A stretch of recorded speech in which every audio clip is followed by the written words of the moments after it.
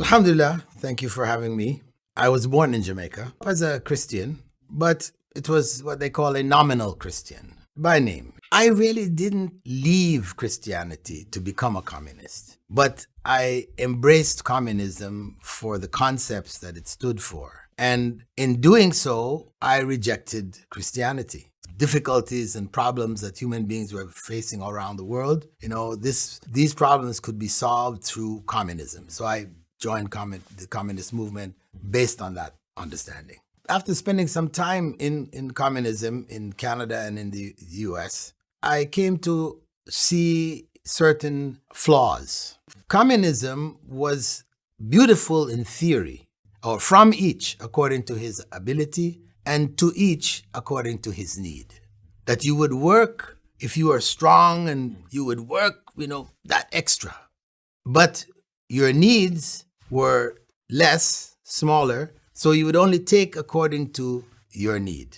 So the one who is next to you, who is big individual, he has big needs, he will get the big chunk from what is produced. But what is required of him, because he's a big individual, he can only do a little bit. He only does that little bit, and that's okay.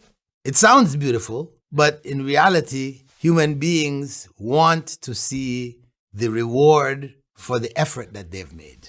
I then became open to look into religions. If I rejected religion in the first place, it was based out of an ignorance. I didn't have really knowledge of religions. So I began to read about Buddhism and Hinduism, other religions, and I quickly saw that they really weren't practical.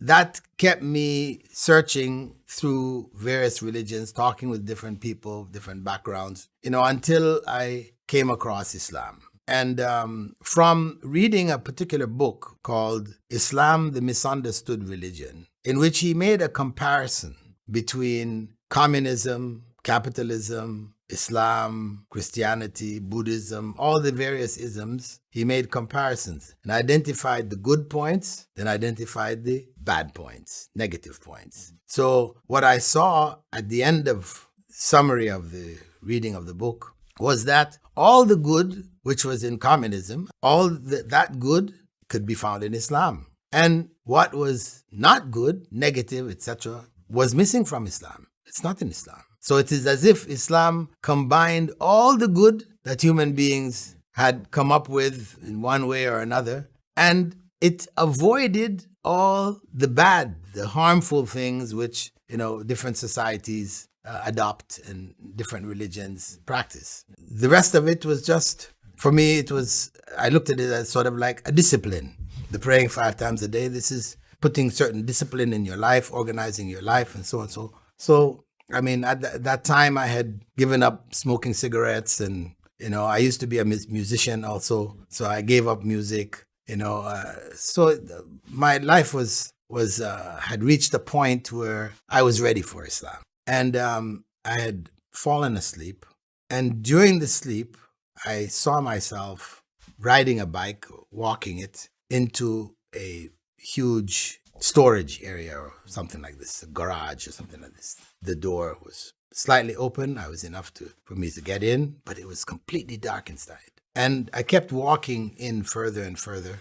And each time I would look back to make sure that the entrance that I came in through was still there. So there was a kind of a fear that I had that, it might close on me. So I kept walking till I reached a point when I turned back and it was all black. Couldn't see anything.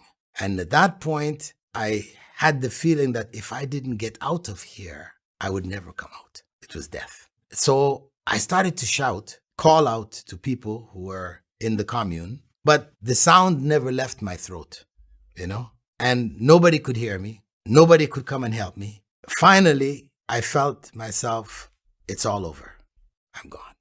At the point when I let go and accepted I had no way to take myself out of this situation, I woke up. And that was just the final point, which just confirmed for me God's existence. That it was God who took me out of it. My friends, my circumstances, nothing, it couldn't help me. So it just was like the final point. After that, then everything else was just smooth sailing. Probably the most exciting moment, in my experience, was during the first Gulf War. During that period, some 500,000 American troops were brought into Saudi Arabia to fight Saddam, to stop him from taking Kuwait. I was invited by a Saudi sergeant who was himself engaged in dawah amongst those troops. So he would visit many of the American troops and try to invite them to Islam. That we set up a dawah tent in the midst of the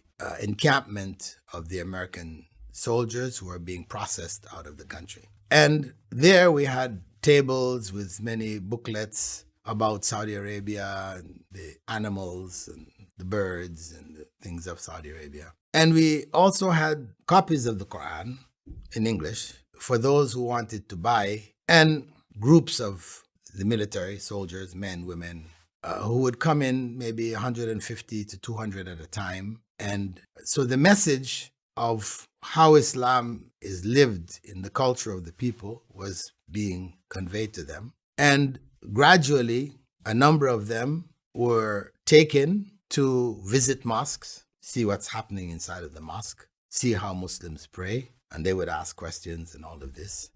We arranged for female soldiers to go to the homes of Saudis who studied in America. Their wives were there. They studied there also. They could communicate with them. So they got a chance to meet with Muslim women. In the process of openly discussing with them anything they wanted to ask, alhamdulillah, over a period of 5 months, they were processed out of the country, and more than 3,000 of them accepted Islam from our tent there. Before Islam, there was no clear purpose. There were things that should be done, and you try to do them to make the existing life a better life. I mean, in all my readings of Marx and Engels, and I don't remember reading anything which spoke about the purpose of life. It was not there anywhere. As a communist or as an atheist, I mean, you already believe that this is an accident. So if it's an accident, what's the purpose of accidents? Accidents just happen. That's how it is. You know, people at certain points may question, well, what's the point of all of this? They'll ask that question, but they don't have an answer. As a Muslim, of course, the purpose in life becomes attaining paradise. Life is the transition route to everlasting life, what we call Jannah. So how do we get to Jannah? Through worshiping God. And that's why Allah had said, وَمَا خَلَقْتُ الْجِنَّ وَالْإِنسَ إِلَّا لِيَعْبُدُونَ. I didn't create the jinn and humankind except to worship me. نور على نور نور على نور يهدي الله لنوره من يشاء ويضرب الله الأمثال للناس. والله بكل شيء عليم.